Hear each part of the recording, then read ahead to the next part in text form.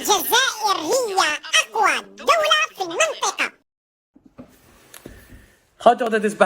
Bonjour tout le monde, salam alaikum, j'espère que vous allez bien, j'espère que vous vous portez bien, j'espère que vous passez que vous avez bien commencé cette journée du 28 mars 2023, une autre journée ramadanesque, et j'espère que vous profitez des saveurs du ramadan en dépit de toutes les difficultés socio-économiques notamment et politiques. Oui, des difficultés politiques, justement nous allons en parler dans notre pays, notre chère Algérie. Vous le savez tous, vous l'avez tous constaté, nous l'avez tous subi, vous l'avez tous vécu depuis 2019-2020. Nous avons sombré dans une nouvelle ère de dictature, dans une nouvelle dimension d'autoritarisme absolu. Notre pays est devenu une prison à ciel ouvert, des détenus politiques, des familles brisées, des détenus d'opinion, une presse libre totalement étouffée, quasiment inexistante aujourd'hui, des libertés publiques et fondamentales violées sans cesse, réprimées. Des libertés, les réseaux sociaux strictement contrôlés. Pour un post Facebook, pour une simple vidéo, on peut entrer en prison. Pour un avis divergent, pour une critique formulée même poliment contre des dirigeants algériens, on peut aller en prison, on peut être sous contrôle judiciaire, on peut être placé sous mandat de dépôt. La situation elle est catastrophique dans notre pays. Et ce n'est pas le dernier rapport mondial d'Amnesty International qui vient d'être publié, qui viendra contredire ce constat. Au contraire, ce dernier rapport mondial, Amnesty International, cette grande ONG, l'une des plus importantes, l'une des plus influentes et prestigieuses et ONG internationale les plus crédibles. On peut pas, parce que la Bible et l'Amnesty International, le régime algérien la critique beaucoup. En tout cas, elle est présente dans 80 pays. Elle est enregistrée comme organisme consultatif auprès de plusieurs organismes des Nations Unies, membre observateur auprès de l'Union africaine. Elle existe depuis 1961. 3 millions d'adhérents à Amnesty International à travers le monde. C'est une machine, c'est un véritable lobby qui lutte pour la promotion des droits de l'homme, le respect des droits de l'homme.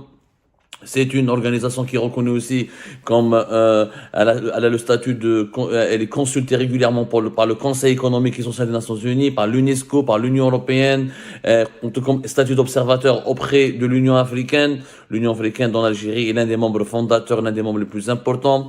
C'est une ONG spécialisée dans les règles du droit international et dans les luttes pour la promotion et la préservation des droits de l'homme. Chaque année, Amnesty International, qui est basé à Londres, qui existe depuis les années 60, comme je viens de vous le dire, publie ce qu'on appelle un rapport annuel qui dresse le bilan de la situation des droits humains dans tous les pays du monde, dans pratiquement 150 à 160 pays à travers le monde. Et cette année, le bilan est catastrophique.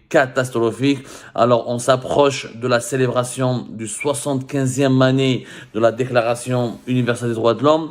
Amnesty International, dans ce rapport, a dit que malheureusement le système international qui gouverne le monde n'est pas fondé sur des règles qui respectent suffisamment les droits humains.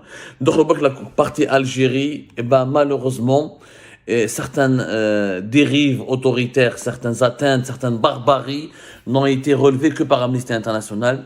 Des barbaries qui n'ont pas été relevées par la presse algérienne aujourd'hui qui existe. La presse algérienne, elle est bâillonnée. Celle qui existe aujourd'hui, la presse indépendante, malheureusement, elle est totalement bâillonnée. Celle qui existe encore aujourd'hui sur le terrain, elle est réduite au silence. C'est une presse déstructurée, affaiblie malheureusement, et hyper contrôlé, avec de l'autocensure, avec des lecteurs de médias qui sont directement affiliés au régime algérien. Le procès Qadi Hassan al-Barah, on va en reparler, meskin, avec la fermeture de Maghreb émergent de Radio M et l'exil forcé d'Algérie part, et la fermeture du quotidien Liberté, la domestication d'Al-Watan, l'emprisonnement de plusieurs journalistes comme Abdelkasem Houam, comme Mustafa Ben Jem'a, etc.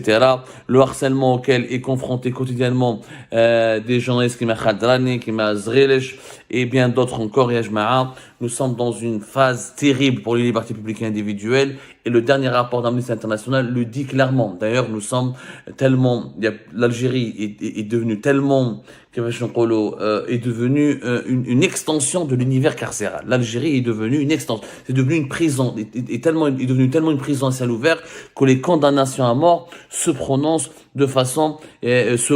comme si nous étions dans une boulangerie qui distribue ou là qui vend des petits pains au chocolat. D'ailleurs, c'est uniquement Amnesty International qui a parlé de ma condamnation à mort, de la condamnation à mort de votre serviteur Abdou Sammar, directeur de publication d'Algérie Part. Amnesty International en a parlé, elle a consacré toute une partie à cette condamnation dont je fus victime en 2022, le 17 octobre 2022. Une catastrophe, franchement.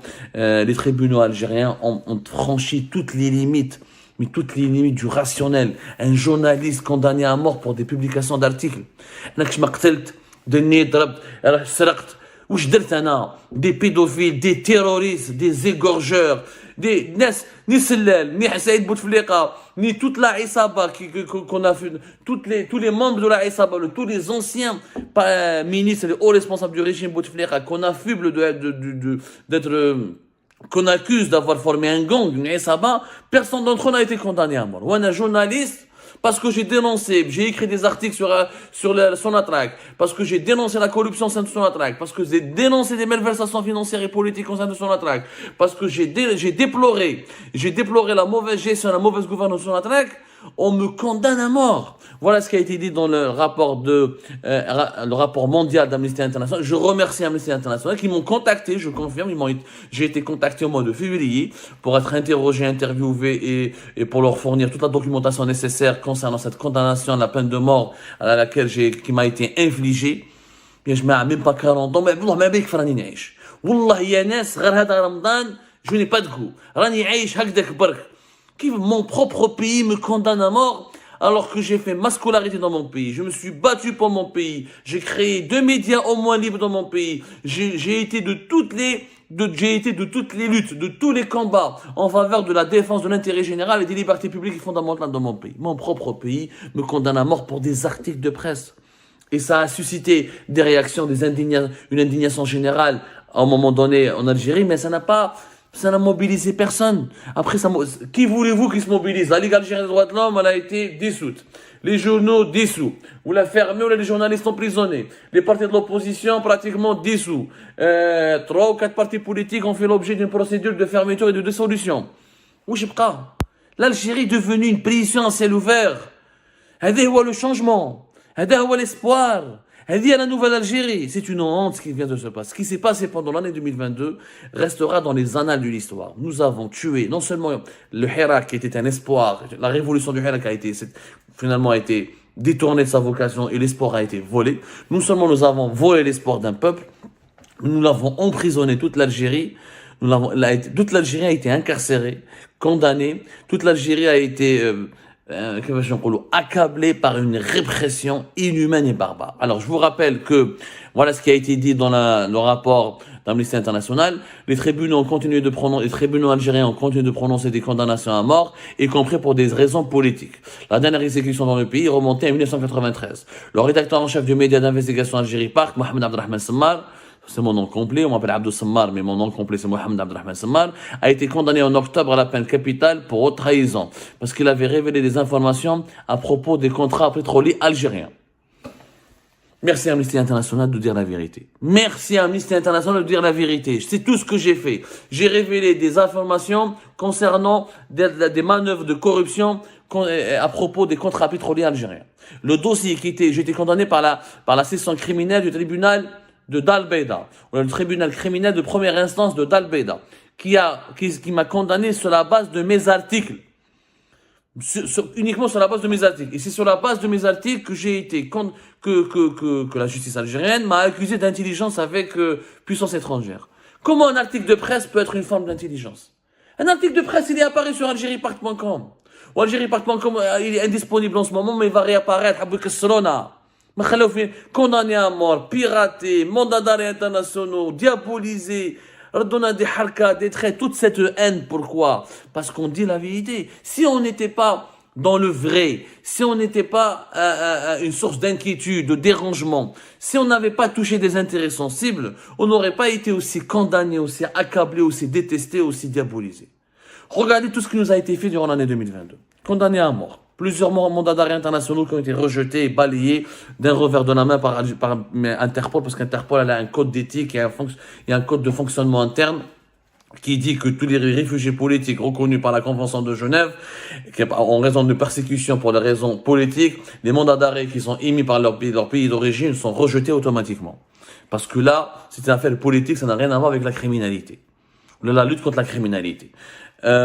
Algérie part, je viens de l'arrestation du collaborateur d'Algérie par Samir Lounès, fin de l'année 2022, et le clip de propagande de la police algérienne durant janvier 2022, avec des violations caractérisées de la vie privée, des montages fallacieux, des mises en scène honteuses, et qui ont fait rire, et qui ont amusé la galerie, et qui ont fait rire, et qui ont suscité des polémiques internationales. Ils ont fait rire à la fois les Algériens et les Algériennes, les Algériennes et les Algériens, et les observateurs les observateurs internationaux de l'actualité algérienne. C'était ridicule.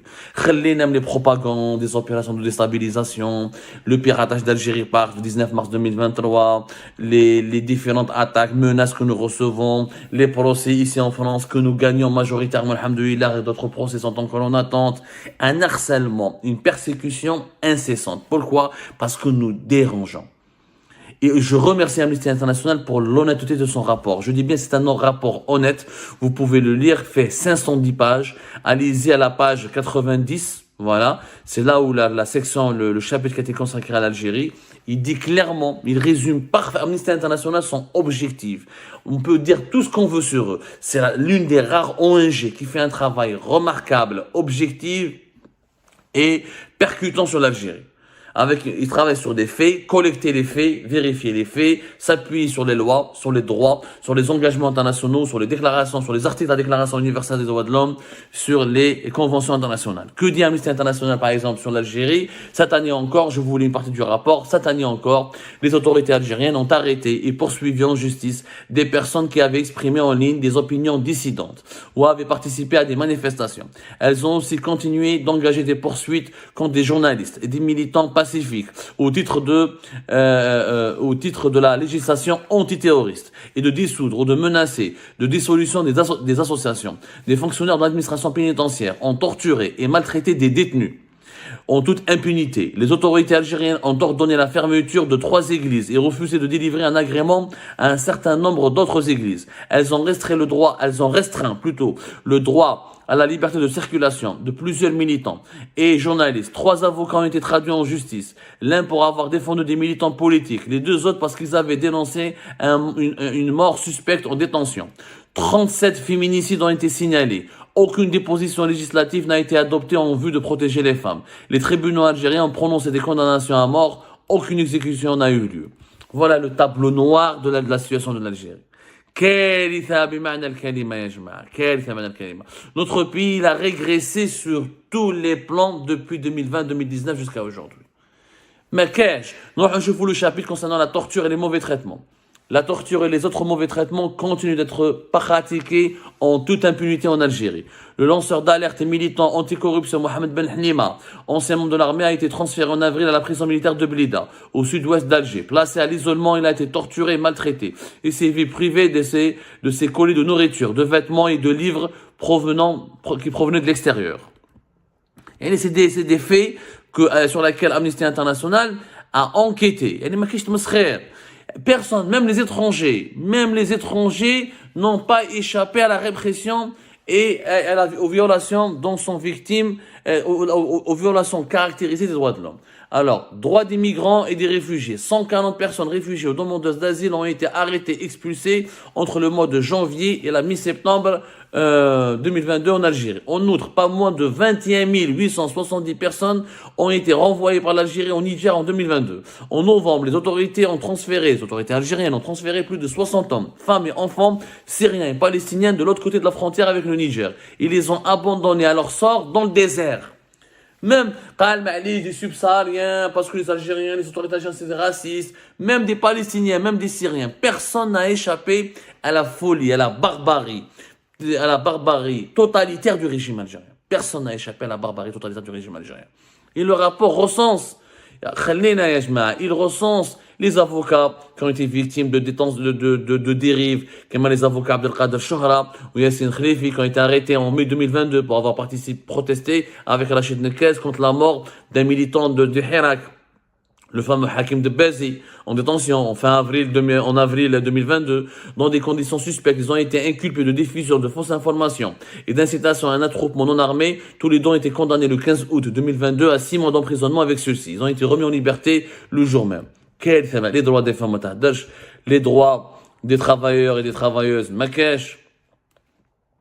Il y a même pas, en Algérie, on n'a même pas la possibilité d'avoir un procès équitable. Les autorités algériennes ont arrêté arbitrairement des avocats portant un tête au droit à un procès équitable.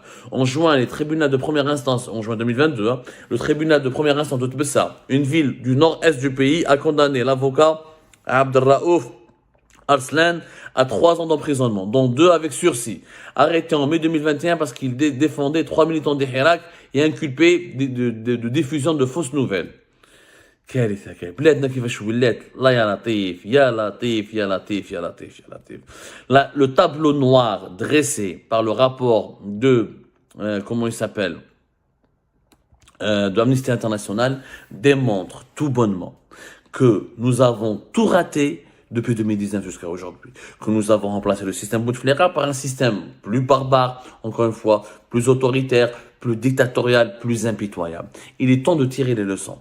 Il est temps, je l'ai dit depuis 2019 et j'ai tiré la sonnette d'alarme. Changer les personnes, ça ne changera pas le système. Laisser les autorités militaires et sécuritaires en Algérie gérer la transition politique comme on l'a fait en 2019, c'est aller du pire vers le pire. Laisser les services de sécurité, la logique militaire et l'institution militaire dominer la scène politique en Algérie, ça a été une erreur fondamentale que nous payons aujourd'hui. La désorganisation du Hirak, l'absence d'une unité dans les rangs de l'opposition et des opposants, l'absence d'un mouvement syndical fort, structuré, et le non-recours à des actions de protestation pointues, dures et bien organisées, avec un fort impact sur la situation politique et économique du pays, a malheureusement facilité l'instauration d'une dictature impitoyable dans notre pays. Je dis bien d'une dictature impitoyable dans notre pays. Espérons que l'année 2023 sera meilleure. Elle s'annonce quand même sur de mauvais auspices, mais il faudra continuer à se battre et à lutter pour une véritable nouvelle Algérie. Il ne peut pas y avoir une Algérie meilleure, ni une nouvelle Algérie, sans une Algérie de liberté individuelle, de liberté publique, d'état de droit, de liberté d'expression, de liberté de presse, de journalistes et d'opposants qui peuvent travailler et militer dans le respect des lois, certes, mais dans le respect de leur dignité et de leurs droits fondamentaux.